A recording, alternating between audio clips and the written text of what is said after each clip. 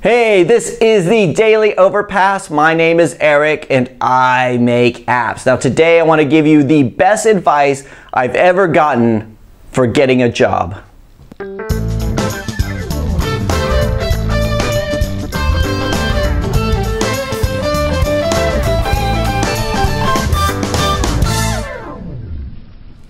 Alright, so yesterday I did a video called "What kind of software developer do you want to be? Corporate or self-employed?" And in that video I read off a job description that was sent to me by a recruiter for a job position in Oxford for a .NET lead developer role, and it listed all these technologies, C#, .NET, but also other ones like PHP, JavaScript, JSON, which is not really, JSON, right? JSON, BDD, TDD. It was like a whole laundry list of things that they wanted. And I made an offhand comment that if I were looking for the job, I would apply for it anyway, even if I only had half of what they were asking for, right? Because I would. When I'm looking for a job, I'm not that concerned with what they're asking for. I'm more concerned with what I can offer. Do I think I could do the job, rather than whether or not they think I could do the job based on this tick list of things that they put on a job description. But there was a comment on that video by Mama Eunice who said, "It's good to know that we could apply for jobs and don't have half of what they have asked for." And that got me thinking, because that's just a way that I think. It's a way that years ago I was given advice that really changed the course of my life, and a lot of times I don't talk a lot about it, and the advice was this: just apply for everything. Apply for everything. Get a job in order to pay the bills, and apply for everything regardless of whether or not you're qualified. That was what the person had said, right? And it was like just over 20 years ago, just before I moved out to the UK. We just had a baby, and I needed to get a visa, so I had to show that I was applying for different jobs. So my career path was, after high school I joined the Army. After the Army I went to university, moved around a whole bunch, but I finally finished my degree in history with a psychology minor. So I wasn't really primed for the job market, right? But I had to show that I was applying for jobs in the UK. So I was sending a bunch of letters, like sending my CV via post to a whole bunch of museums and stuff, because I wasn't sure what I was going to do with the degree. I wasn't teaching certified in the UK, so I just kept applying for loads of jobs, and I was getting a bunch of rejection letters, but which was fine. I was able to prove that I was looking for a job, and I was able to come out and get my visa.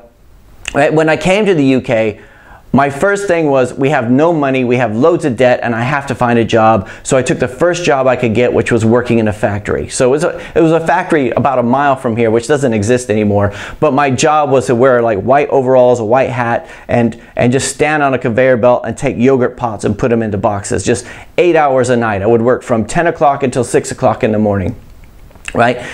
But every morning on the way home, I would stop at the news agent and I would get all the newspapers, and I would just start applying to jobs, because I knew that I had to find something else. And back then, so this was like 1998, right? Yeah, like, you get it, right? I'm old. So this is back in 1998, so I didn't have email. I had to do everything by post. So I would do at least 10 or 12 CVs a day, and I would apply, like I said, just for anything. So it was my stepdad who said, before I moved out here, I said, "I'm going to England. I don't know what I'm going to do. I don't know if I could get a job. I don't know what to do. I'll find something to do, but I don't know how I'm going to live, because I hear it's really expensive out there," right? And he said, "Just apply for everything. Just do whatever, apply for everything. Get a job as a security guard or something where you have that freedom of time, or just do what you need to do, and apply for everything in the day." And that's what I was doing. So I would come home in the morning and I would apply for every job. And I can remember some of them, like Gillette salesman, like Gillette razor salesman,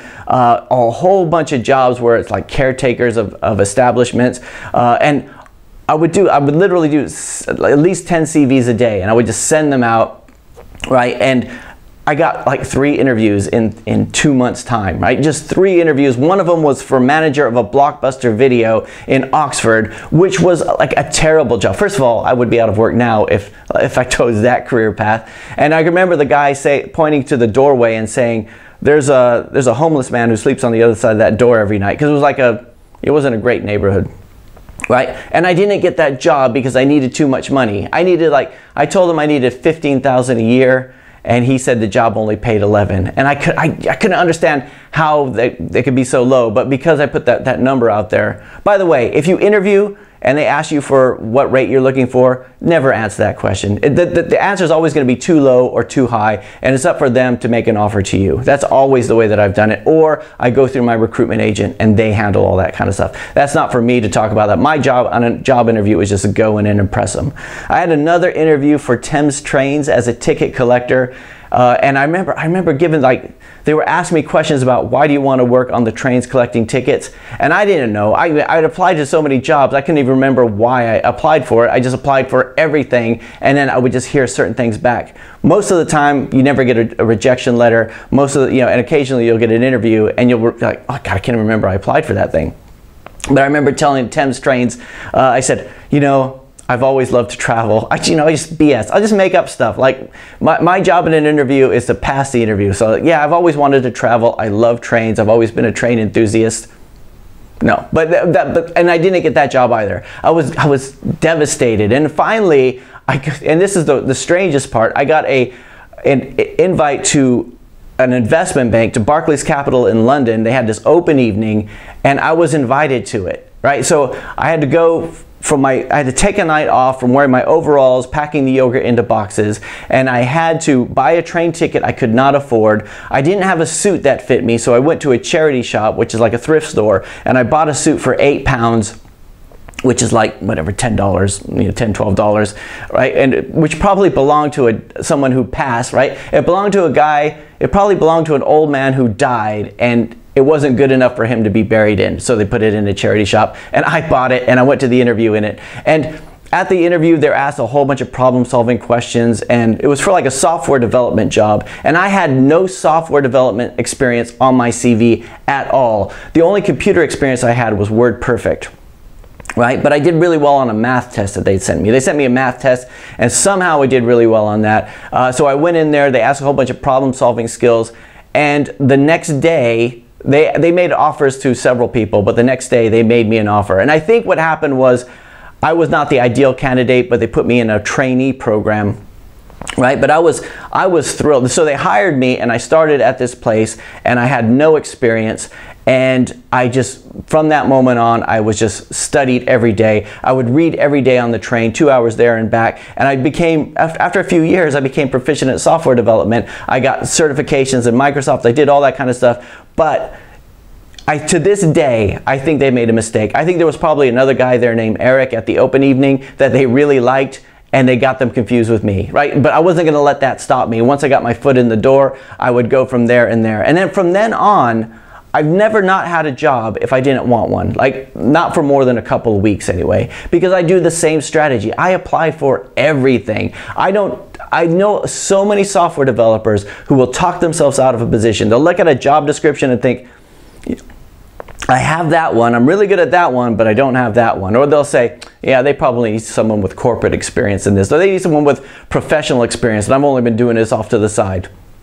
I don't care about any of that. I have gotten jobs where I've taught myself something, and I've never done it on a corporate level, but I've been able to go in there and really impress them in the interview. And the more interviews that I did, the better I got at it. So, and the rejection thing, and I also know developers who will say, like I say, aren't you looking for new jobs? So, yeah, I applied for something and I'm waiting to hear back. I never wait to hear back. I never expected to hear back anything. And when I got a rejection email or a rejection letter, it was kind of a surprise. It was actually kind of a downer, right? To get a reject. I'd rather just not hear anything. So I would like apply for loads of stuff. With email, it was easier, right? I would just apply for loads of jobs, and then they would call up and say, yeah, we would like to talk to you for this. And to be honest with you, I can't even remember what it was that I applied for, but I would go into interviews and I didn't turn down job descriptions. I turned down jobs, right? I would go to every interview and I would turn down the job if I didn't like it, right? And that's just the way it is. So for those of you guys who are looking for a software development job, keep looking. I mean, just keep applying to everything. There is nothing wrong with getting a rejection email or you send something off and they don't accept you. Keep doing it. Do as many as you can, right? Even if it's a little too far away for you to go, just see if you can get it. If you can, you might change your mind and everything. And in terms of not having all of the qualifications that they want, think about it like if you were looking for a girlfriend or a boyfriend and somebody said make a list of every attribute you want, which is probably what's happening. In my mind, the head of the company or the head of HR is going to the senior developer and saying,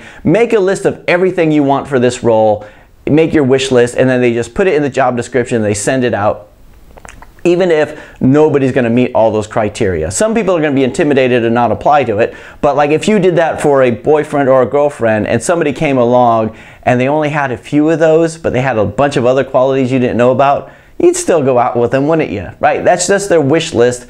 And you know, and I've had people say in the past, well, you're just wasting the recruiter's time, you're wasting the employer's time, right? They're paid to do what they're doing, and as a job searcher, I'm not paid. It is not my job to weed me out of the pile. It's their job to weed me out of the pile, and I'm going to let them do that, and I'm going to continue to apply. So the best advice I ever got for searching for a job was apply for everything. Now, I'm not saying apply to be a doctor if you haven't been to medical school, although it would be kind of fun, right? If they invited you to an interview, you just show up and say, you need to fire an HR guy, right? I'm not saying that. I'm not saying you should apply for anything that you're genuinely not qualified for. But if you know that you can do it, then apply, right? If you know, dude, whatever I don't know, I'll pick up. Whatever I can't do, I'll learn, right? I know this because I've done it before. Then you go in there and you nail that interview. Don't lie. Never lie in an interview. Just say, like I've had people ask about technologies where they say, have you ever used whatever XSLT, right? Which I've used XSLT for so many years, but there was a time where I hadn't, and I go in there, have you ever used XSLT? He says, no, but I've read a lot about it, because I knew all about it, but I've never actually used it. And that was giving a positive answer in some way, right? Always think about the positive, right? If they say, have you ever used this technology? Say, no, but I'm very eager to learn and I hear great things about it. And just be really positive about the fact that you were the right person to grow with their company and to build up their company, right? I just, you know, apply for everything, go to as many interviews as you can, get good at those soft skills. You go in there, you smile. If you go in there thinking, I'm probably not going to get this, you're going to be relaxed, you're going to be calm, you're going to enjoy the experience. So anyway, you guys, let me know if you disagree with me, because I know over the years I've told people this and they've disagreed with me, but I just think it's the best advice I've ever had. It's why I am where I am, right? It's why I take the risks that I do, because you just have to get used to those rejections, and they are soft rejections. They're not in-your-face rejections. They're email rejections, which is, you know, fine. Anyway, let me know what you guys think. Sorry this one is so long today. That is it for today. I'll talk to you guys again tomorrow.